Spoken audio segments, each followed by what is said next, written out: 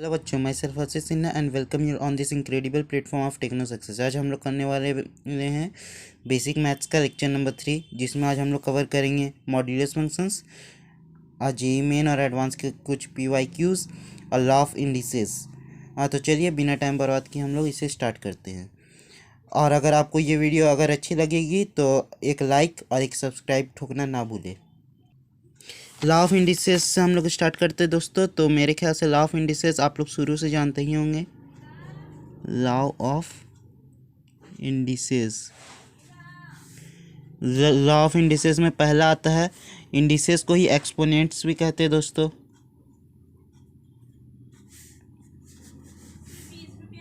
ठीक है, a to the power m को अगर हम लोग a to the power n से इंटू करेंगे तो मेरे पास a to the power m plus n आएगा। ये सब लॉ आप याद कर ले दोस्तों, क्योंकि इससे याद करने का कोई निमोनिक है नहीं। इसका होगा ए एम माइनस एन, जब इंटू में हो तो पावर प्लस हो जाएगा, जब डिवाइड में हो तो पावर माइनस हो जाएगा। तीसरा आता है, तीसरा किस तरह से हो सकता है, हाँ कुछ इस तरीक़ा से हो सकता है। तो जब इस तरीक़ा से होगा तो पावर मेरा मल्टीप्लाई हो जाएगा। पाँचवा मेरा, जब किसी भी बेस का पावर, अच्छा और एक्सपोनेंट जानने से पहले आप ये जान लें, इसे हम लोग बेस कहते हैं। ठीक है, इसे हम लोग पावर कहते हैं। पावर का ही दूसरा नाम इंडिसेस है, इसी का दूसरा नाम एक्सपोनेंट है। ठीक है दोस्तों, ए टू दी पावर जीरो, अगर किसी भी बेस का पावर अगर जीरो होगा तो उसका वैल्यू 1 हो जाएगा। ठीक है, अब और किस किस तरह का हो सकता है, हाँ अब मान लीजिए कुछ इस तरीक़ा का होगा। ठीक है, तो ये मेरा कुछ इस तरह लिखा हुआ है, A P to the power Q. ठीक है, तो चलिए हम लोग पहले इसे तोड़ते हैं। ए टू दी पावर पे हम लोग ऐसे ही लिख सकते हैं और 1/क्यू हम लोग ऐसे लिख सकते हैं। जब हम लोग इसको इंटू करेंगे तो मेरे पास यही मिलेगा। ठीक है, तो हमने इसे तोड़ के लिखा, और ये जो बाई के फॉर्म में है वो उतना का रूट हो जाएगा। अगर यहाँ 3 होगा तो क्यूब रूट हो जाएगा, 4 होगा तो क्वाड रूट हो जाएगा, और इसके अंदर ए टू दी पावर पी। ठीक है दोस्तों, सेवंथ, खैर इसे बताने की ज़रूरत तो है नहीं, लेकिन फिर भी बता ही देता हूँ क्योंकि मैंने ये बता दिया अभी। सेम यही चीज़ है दोस्तों। ठीक है, सेवंथ, मान लीजिए अगर किसी भी बेस का पावर नेगेटिव होगा तो वो उसका रेसिप्रोकल हो जाएगा। ठीक है, इसे कई जगह पर आप ऐसा भी लिखा हुआ देखेंगे। ठीक है, बस लॉ ऑफ एक्सपोनेंट में अभी इतना ही। ठीक है, और कुछ लॉ ऑफ एक्सपोनेंट और है। अब कुछ केस बेस्ड का बात करते हैं, केस बेस्ड, और जितने भी जेईई मेंस के एग्ज़ाम होंगे वो सब इनमें से कम और इस केस बेस्ड से ही ज़्यादा मतलब पूछे जाएंगे। इस पर आप ट्रिपल स्टार लगा लें। ठीक है, क्योंकि हम लोग अगर पिछले साल के क्वेश्चंस देखें तो केस बेस्ड से क्वेश्चन ज़्यादा आए हुए हैं। अगर किसी भी बेस के पावर के ऊपर एक्स हो तो उसका वैल्यू 1 किस किस केस में आ सकता है, तो 3 केस में आ सकता है। पहला तो हमारा x 0 होना चाहिए और a 0 के बराबर नहीं होना चाहिए। x 0 होना चाहिए और a 0 के बराबर मतलब नहीं होना चाहिए। ये हम लोग इसलिए कह रहे हैं क्योंकि 0 का पावर जो 0 है उसका मतलब नॉट डिफाइन होता है। 0 का पावर 0 और डिफाइन होता ही नहीं है। ठीक है, इस बात को अगर आप नोट करके लिखना चाहें तो लिख सकते हैं। ठीक है, ये बहुत इंपॉर्टेंट बात है। दूसरा है ए का पावर 1 होना चाहिए। ए का पावर अगर 1 होगा तो पावर में जितना भी हो उसका वैल्यू 1 ही आ जाएगा। तीसरा है ए का पावर -1 होना चाहिए और पावर इवन होना चाहिए।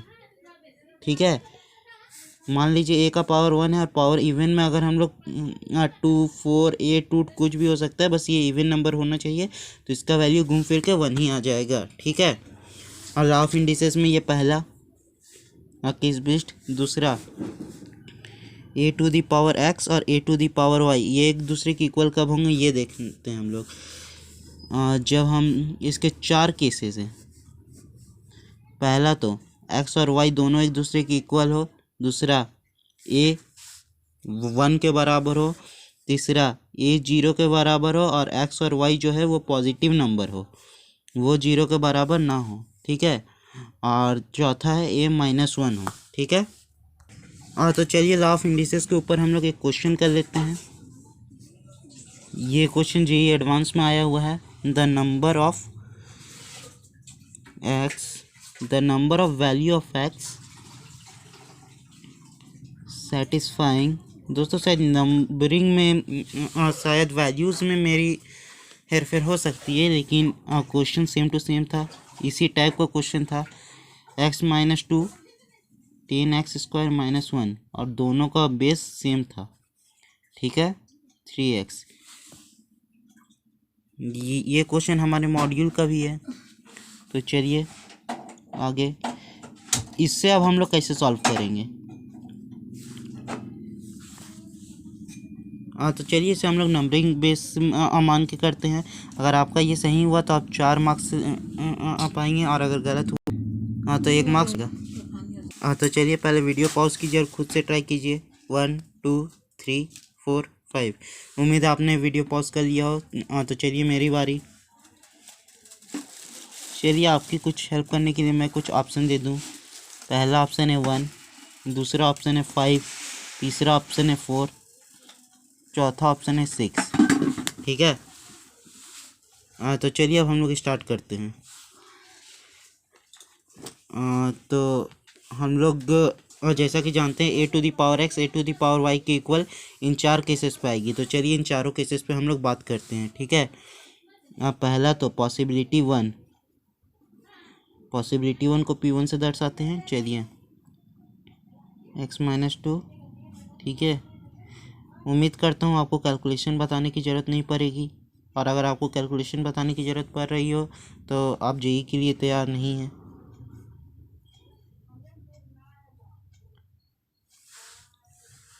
यहाँ से x की 2 वैल्यू आ गई मुझे इसे सॉल्व करके, और ये हमने ये वाला केस बैठाया। ए जो है वो 1 के इक्वल है। ये मॉड्यूलस जब खुलता है तो मैंने आपको पीछे लेक्चर में बताया था कि एक पॉजिटिव साइन के साथ और एक नेगेटिव साइन के साथ खुलता है, ठीक है।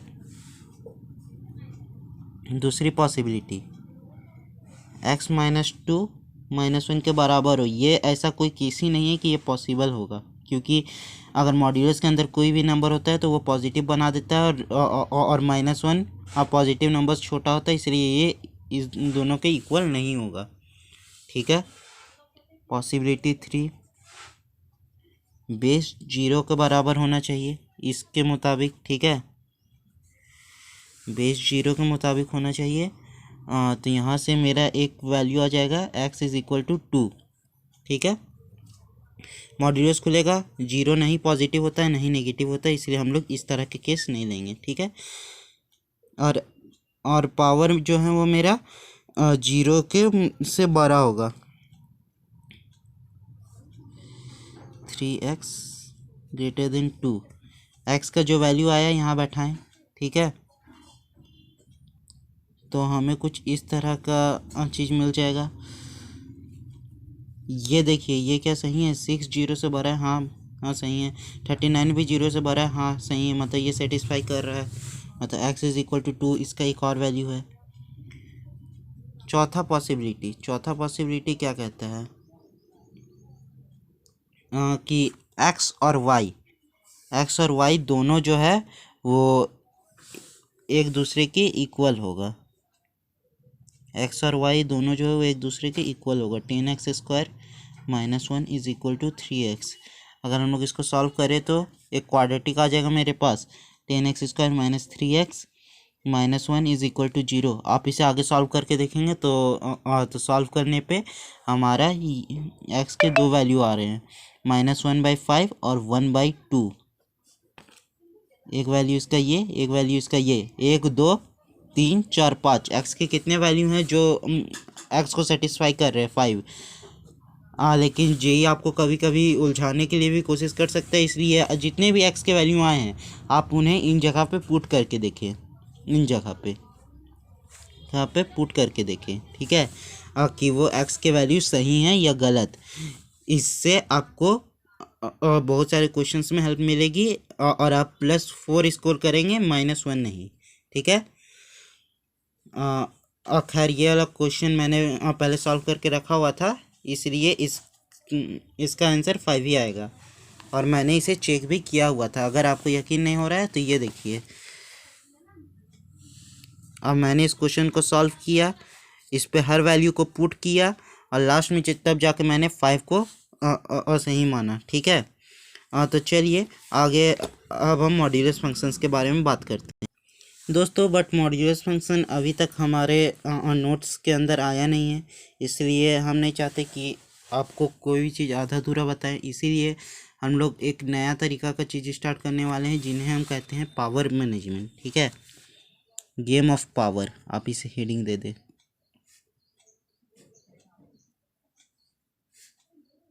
Game of power. Game of power के अंदर हम बताते हैं कि आपको किस किस तरह के क्वेश्चन मिलेंगे, ठीक है। अगर मान लीजिए आपको एक क्वेश्चन दे देते हैं x³, ये क्वेश्चन हमारा जेईई मेन का है, x-4 6, ठीक है। x-3 का पावर 2 और 3x - 8 is greater than equal to 0, ठीक है दोस्तों। और आपको इसमें निकालना क्या है, number of positive integers, number of positive integral solution.